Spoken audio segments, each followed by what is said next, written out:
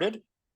We do have our first coach on today's segment, South Dakota State head coach and defending two-time national champion, Jimmy Rogers. Morning, Coach. How we doing? Good. How are you? I'm doing awesome. Great. We're just going to go right to the questions from the media. And again, media, please use your reactions button or raise your hand if you have a question for Coach Jimmy Rogers. We'll start off with Kelly Burke. Kelly? Hey, Jimmy, how are you? I'm doing awesome. How are you? I'm good. Obviously, coming off back-to-back national titles, you guys have had very little attrition to players and even your coaching staff. Why has the Jacks culture been able to withstand and really thrive in today's modern college football world?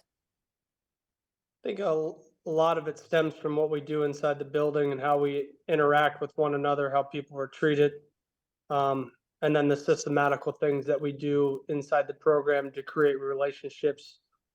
When you think about things that you love to do, it's really important to do it with somebody that you love, especially when you're giving up 4 to 5 years of your life and to do something really challenging. It's worth doing it with people that you care about. And I don't think you can put a price tag on that. I think we've been able to do that at a really high level over the last 3 years, starting when this all kind of started and Tucker Kraft turning down a ton of money. So, I think this place is unique because of the spirit in which people get to come to work with and be themselves. And this staff is really close, which helps. Our families are close, which helps. And the players feel that. And it's something a little unique to how we do things here. Mm-hmm. Defensively, last year you allowed under 10 points per game. You bring back 8 of your top 13 tacklers. Where have you identified that this defense can get even better?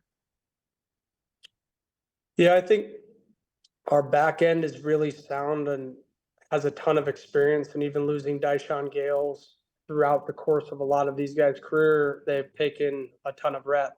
Stephen Arell, Miles Taylor, Aiden Dotterman. I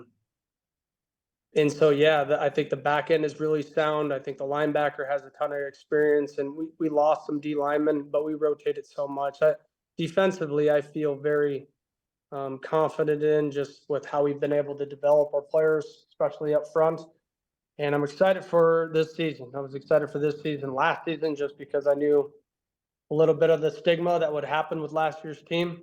But I know that there'd be a lot of talk on what we wouldn't be this year or who we lost. And I'm really excited for our players more than anything else because we got a lot of talent and a lot of even experience that just hasn't been seen because you got guys like Mason McCormick and Garrett Greenfield. So I'm excited for those guys to get the opportunity to make the most of it and, do something they love. Speaking of talent, Griffin Wilde, he was one of those breakout young players last year. Who are a few players that you think could have an immediate kind of impact this year, kind of like Griffin did last year? Yeah, talking about offensive side of the ball.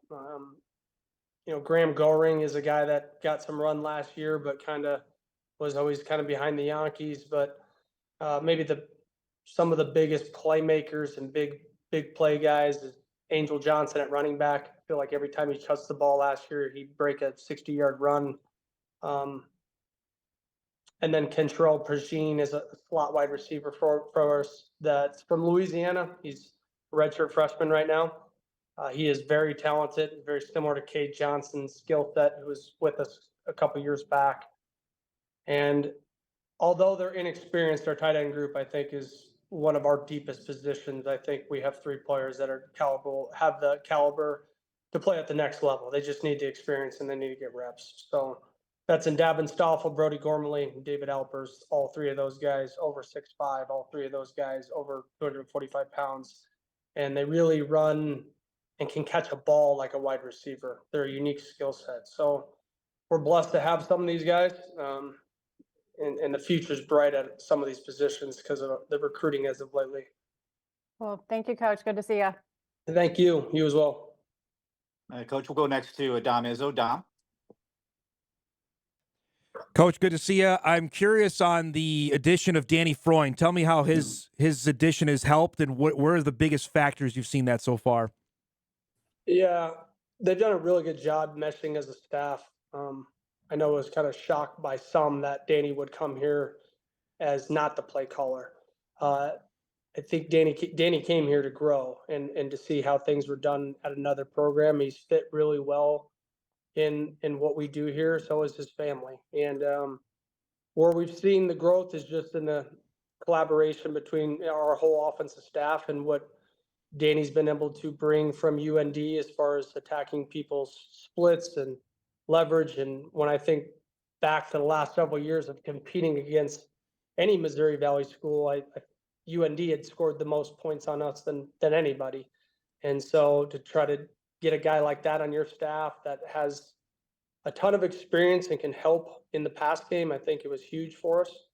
And then just overall in recruiting, he is an unbelievable person. He's helped us significantly. He is recruiting the state of South Dakota and North Dakota right now. So there's a lot of ties here for him, and I think it's been really seamless for his family. Jimmy, also describe the addition of Sam Hagan. I know you needed some help up front, some experience up front. How is he plugged in, and do you envision him starting when you begin the season at Oklahoma State? Yeah, right now we're competing, but do I see him being a difference maker for us? Yeah, he's been awesome since he's been here. He's fit in extremely well with older guys and younger guys.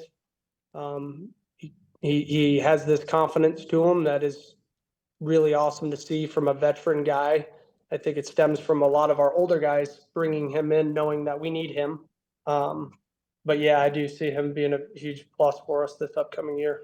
Lastly, just what were your conversations with Mark throughout the offseason? How much did you guys stay in contact about what his future plans were going to be for coming back this year? Yeah, I've had a great relationship with Mark since really his freshman year.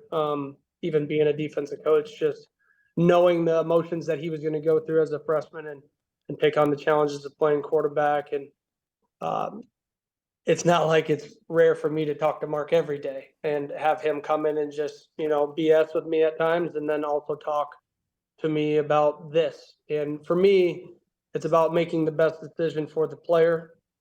For him, we kind of weighed the pros and cons of things. Obviously, I wanted him to stay here. Everybody knows that. But in the end, I think if you don't change people's perception of you, he's going to get an opportunity. And there's a team that believes in him. And there's a team here that can take the next jump to win another national championship. And he can lead us to that. Thanks, Jimmy. Thank you. Coach, we'll go next to Jonathan Fernandez. Jonathan? Hey, Coach. In the preseason poll, your team was voted to finish top of the conference again. Just wondering, what do you think your team's biggest challenges will be this year?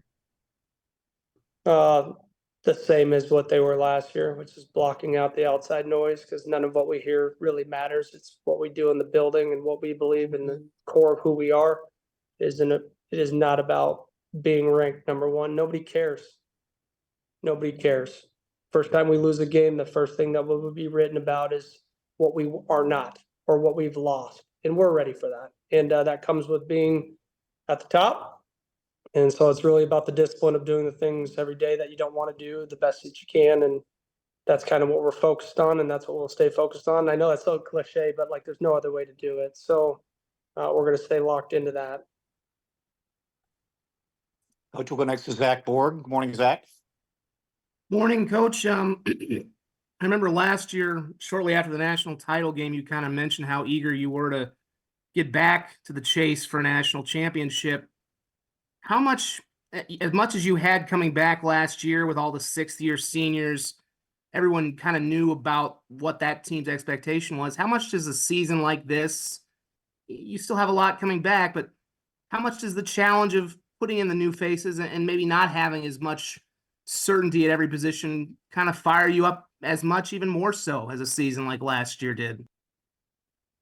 Yeah, I think it's exciting because it challenges you as a coach to develop the best scheme and plan and develop players and people. That's what we got into this for.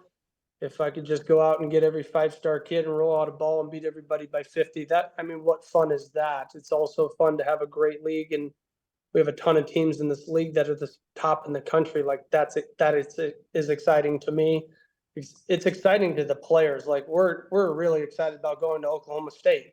If we're going to say that we're going to be one of the best programs in the country, what a what an opportunity to try to go compete for that. So I'm excited about this season. I'm excited for our players about the opportunity because I know that they've had the ability to play here. They just sat behind really, really talented players. And so I think that you could see in games last year when we had the opportunities to put in our backups, we just kept inching forward in those moments. And there was really not a ton of drop offs. There is a ton of growth that we need to take, though, a ton of growth. And a lot of that is mental maturity on the field of how to handle mistakes and going through the trials and tribulations of like being having success and then struggling. Like our players need to experience that. How are they going to do after they drop a ball or miss a tackle? That is football. It's the response, and we need to do a great job of creating the culture to win the response more than win tactically and technically. Well, and you kind of led into my next question, which was I remember last year there was some talk of there being a little bit of a void, not having that FBS game on the schedule. Has that been something that has clearly been a little bit of an added, maybe a little extra pep in the step, having that back on the schedule this year, and certainly having the kind of caliber of opponents you have in it, no less. Yeah, I don't know if it's a motivation because we didn't have one. I think it's just a motivation because the talent and competitiveness that we're going to experience in Stillwater, Oklahoma, that's exciting to our guys, and prepping for that is exciting, and trying to go out and showcase your best is exciting. That's really what we're looking forward to. Like I believe next year we don't have another FBS game, so I don't always pick the schedule and who we play. Sometimes you get who you get, and my job is to coach the team and the coaches. So we're excited about that. Thank you. Thanks, Zach. Coach, your final question will come from Jay Elson. Good morning, Jay. Morning, Mike. Morning, Jimmy. How we doing? Good. Good to see you. You kind of alluded to it early, and then build off a little bit where Zach was going with his first question too. But are you almost taking a kind of a prove-it approach in some ways? It feels weird to say that when you're two-time defending national champions, but as you said, you were excited about this season back a year ago already because of maybe some of those questions that people would have and maybe answering some of that doubt. Yeah, I can't live in both worlds. I mean, I block out the outside noise with the players as much as possible. If you were to ask me if we had a prove-it approach, I'd tell you that last year's team had a prove-it approach because we had to prove it at practice. Because if they're not better than what we have, we play the other player. Like that's the commitment that we have to the players when we recruit kids. The best players play. Well, I'll bet we have benched a senior starter that has been here for 3 years for a freshman that hasn't, because I told their parents that the best players will play. I'm not going to lie to the kids. And so I think when you join the program and you have success, you have to be around a bunch of people that have a prove it type mindset every day. And that's what we're trying to develop. And it's not always easy to have that when you start to read everything that you read, but that's our approach right now, trying to eliminate as much complacency in the program as possible. And obviously, you guys have always put a tremendous amount of pride in your offensive and defensive lines, and that's where some of these newer guys are going to have to plug in and help you keep moving forward as you have in recent years. So, how much conversation and has there been about that part of it, and also how much progress have you seen in that regard on both sides of the trenches? Yeah, I feel confident. I've just been so engulfed with the defense, right? And so seeing all of those guys that we lost last year, every bit of their transition and how they got better, throughout time, it takes time to be really great. And so when you lose a group like that, will there be drop off? There's just going to need to be a growth period. I don't know if it's a drop off in talent, it's a drop off in rep counts that those reps create experience. And that's what we need to get those guys acclimated to and teach them the skill set that it doesn't always need to be perfect. There's a technique to it, but it doesn't always need to be perfect. It's a violent game. O-line wise, I feel good. I think we were exceptional last year. And can we replace 2 NFL guys? I don't know if anybody in FCS can, but we do have Gus Miller back. I do think Evan Bernstein is one of the best O-linemen in the country. He just got overshadowed by having the other guard be a, NFL player. And then adding a guy like Sam Hagan, and then Quentin Christensen is a player that played a ton for us last year. He just got in sub-package roles as a tight end, really as an O-lineman, and he's got a ton of reps. There's Marcus Hicks, adding a kid who came from Oklahoma that has the skill set to play at the next level. William Papke, Viber, I feel really confident in our group, and I feel really confident in the youth at O-line. I think we've done an unbelievable job of developing it, but also recruiting it. And we got some good ones in this class that are committed to us at the current moment. Those comments there from Jimmy Rogers, head coach of South Dakota State. We'll break. We come back. We'll pick up some of Bob Nielsen and wrap up hour 1 on this Wednesday morning. Hot Mic returns on WDAY Extra, KSFL TV, and Inform.com right after this.